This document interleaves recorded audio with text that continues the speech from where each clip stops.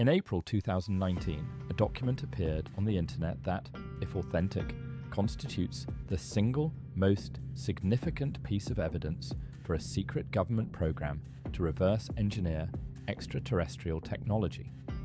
The document is a set of notes from a meeting that allegedly took place on the 16th of October 2002 between Vice Admiral Thomas Wilson, the former director of the Defense Intelligence Agency, and Dr. Eric Davis, a physicist working for the National Institute for Discovery Science and later for defense contractor EarthTech International. The notes describe Wilson's account of being denied access to a classified program that possessed retrieved non-human technology, a program so secret that a 3-star admiral with top-level clearances was told he did not have a need to know.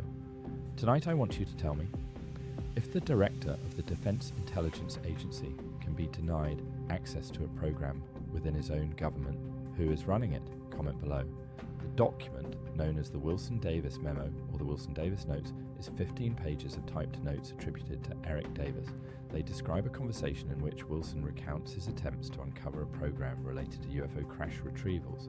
According to the notes, Wilson first became aware of the program through a briefing connected to a 1997 meeting with Dr. Stephen Greer and astronaut Edgar Mitchell. During that meeting, Wilson was told that certain special access programs existed that dealt with recovered non-human technology. Wilson, according to the notes, used his authority as a senior intelligence official to investigate. He identified a specific program managed by a major defense contractor. The notes do not name the contractor, but describe it as one of the top aerospace companies.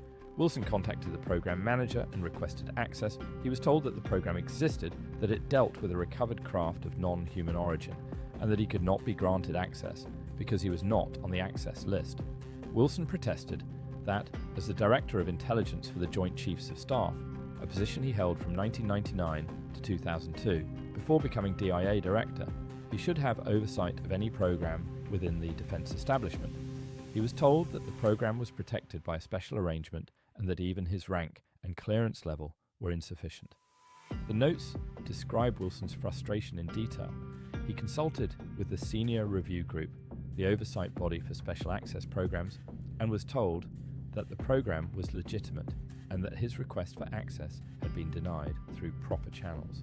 He was warned that pursuing the matter further could jeopardize his career. The significance of these notes cannot be overstated.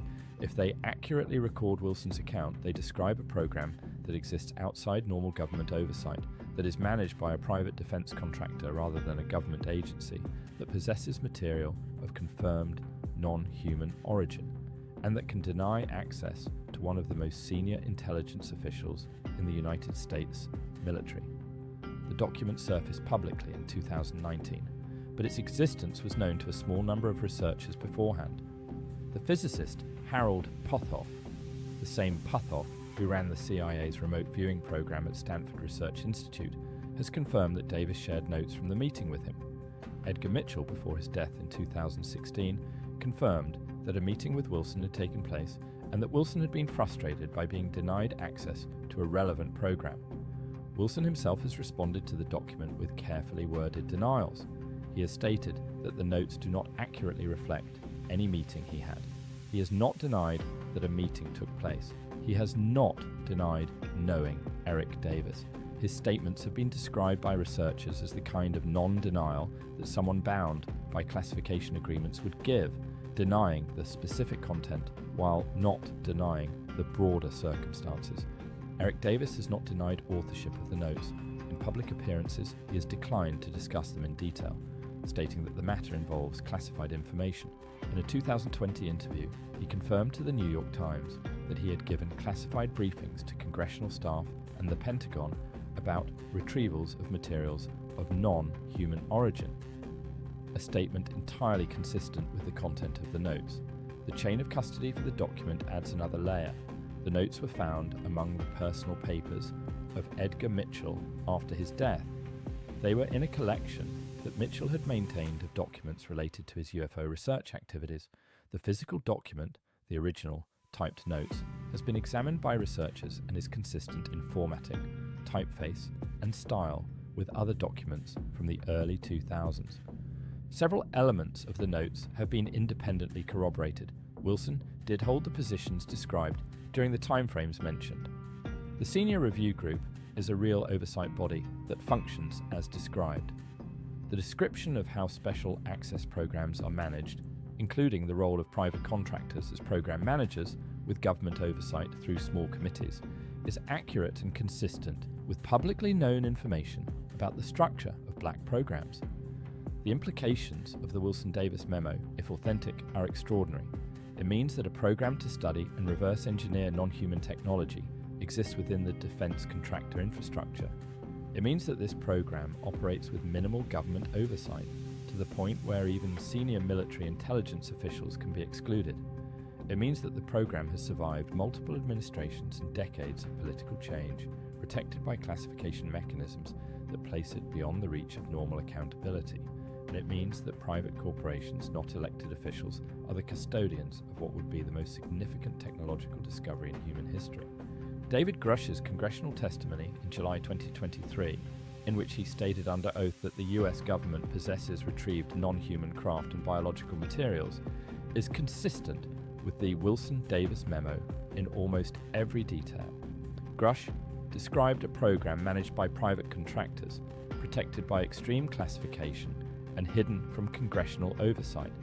He did not reference the Wilson-Davis memo directly, but the structural details align precisely. Christopher Mellon, the former Deputy Assistant Secretary of Defense for Intelligence, has stated publicly that the Wilson-Davis notes are consistent with what he has been told by multiple sources within the intelligence community. He has not confirmed the notes directly, but has indicated that the scenario they describe, a highly compartmented program possessing non-human materials, is credible. The Wilson-Davis memo is either the most elaborate and well-constructed fabrication in UFO history, or it is a first-hand account of a senior intelligence official being denied access to a program that holds evidence of non-human intelligence. The corroborating witnesses, the chain of custody, the consistency with Grush's later testimony, and Wilson's carefully worded non-denials all point in the same direction. Something is being hidden, and the people hiding it are not the government. They are the contractors the government hired. Subscribe now and follow the evidence.